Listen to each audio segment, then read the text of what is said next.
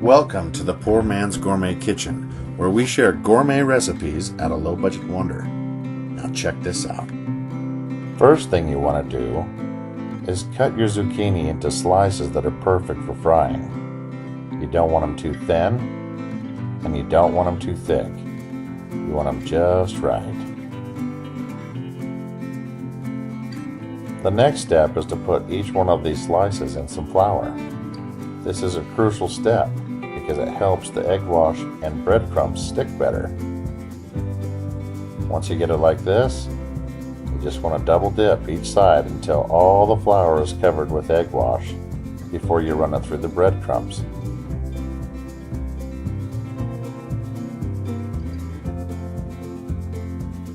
Now the breadcrumbs are seasoned.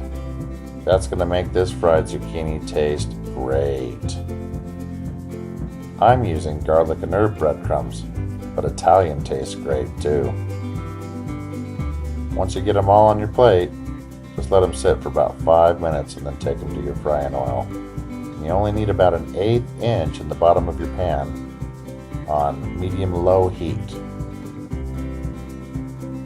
Using too much heat is going to burn the outside and you won't cook the zucchini at all. So be sure that that oil is perfect before you put them in. When they look like this, flip each one of them over. As you can see, they're each a real nice golden brown color on the reverse side. And then after a couple minutes, you can pull each one of them out and let them dab out on some paper towels.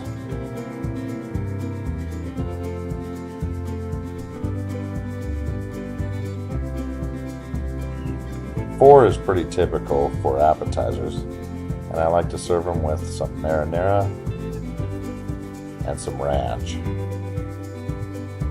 And there you have it, fried zucchini, right here in the Poor Man's Gourmet Kitchen.